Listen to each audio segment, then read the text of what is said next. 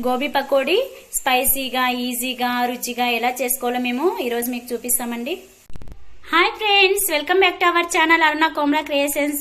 ఈ రోజు మేము గోబీ పకోడీ చేస్తున్నామండి. టేస్టీగా, ఈజీగా ఎలా చేయాలో మీకు ఈ రోజు మేము చూపిస్తామండి. కాలీఫ్లవర్ పకోడీకి మనం ముందుగా కొంచెం స్టవ్ మీద నీళ్లు పెట్టుకుని కొంచెం ఉప్పు వేసుకుని దాంట్లో ఇలా గోబీని చిన్న చిన్న ముక్కలుగా కోసుకుని దాంట్లో ఒక 2 minutes 3 minutes పెట్టుకుని దాన్ని మనము తీసేసుకోవాలండి పక్కకి.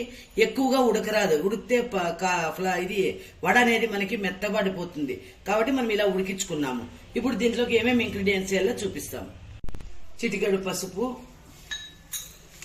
కొంచెం గరం మసాలా పౌడరు రుచికి తగినంత, కొంచెం కారం పొడి, ఒట్టి కారం పొడి, కొంచెం అల్లం వెల్లుల్లి పేస్ట్. ఇదంతా కొంచెం అలా మిక్స్ చేసుకోవాలండి. మిక్స్ చేసుకున్న తర్వాత ఇందులోకి కార్న్ఫ్లోర్ 3 tablespoons వేస్తున్నానండి. వేసాను. ఇప్పుడు మనం మైదా ఒక 2 tablespoons వేస్తాము. మైదా మళ్ళా కావాలంటే మనం కొంచెం కలుపుకోవచ్చు. వేస్తున్నాను. వేసి ఇప్పుడు కొంచెం ఉప్పు, రుచికి తగినంత ఉప్పు. మనం కారం గానీ సాల్ట్ గానీ ఏదైనా మన రుచికి తగినంత మనకు తెలుసు కదండి, అలా వేసుకోవచ్చు. ఇదంతా మనం బాగా నీట్ గా కలుపుకోవాలి. ఎందుకంటే ఇది ఆల్రెడీ మనము బాయిల్ చేసుకుంటాం కాబట్టి దీంట్లో చెమ్మ అనేది ఉంటుంది, తేమ అనేది. కాబట్టి దీనికి చూసి మనం వేసుకోవాలి నీళ్లు.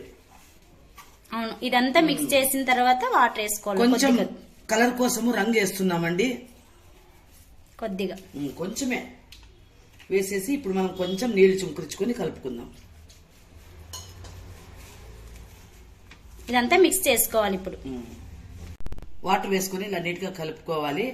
ఇలా ఉంటే చాలు. ఇది చూడండి ఇలా. ఇప్పుడు మనం స్టవ్ మీద కడాయి పెట్టుకొని ఆయిల్ పెట్టుకొని ఈ వడలు వేసుకుందామండి. ఆయిల్ వేడయిందండి. ఇప్పుడు మేము పకోడీ వేస్తున్నాము ఆయిల్లోకి. ఇలా ఒక్కొక్కటిగా వేసుకోవాలండి, ముద్దలు ముద్దలుగా వేసుకోకూడదు.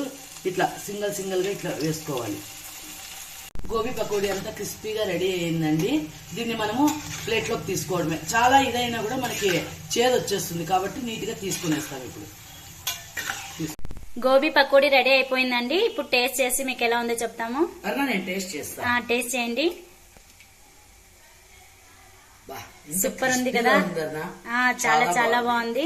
చాలా టేస్టీగా ఉందండి. ఈజీగా మనకి పిల్లలకి స్నాక్ ఐటమ్ గా ఈజీగా మనం చేసేయచ్చు. తప్పకుండా ట్రై చేయండి. ట్రై చేసి ఎలా ఉందో మాకు కామెంట్ బాక్స్ లో కామెంట్ చేయండి. అలాగే మా ఛానల్ ని లైక్ చేయండి, షేర్ చేయండి, సబ్స్క్రైబ్ చేయండి. థ్యాంక్ యూ అండి.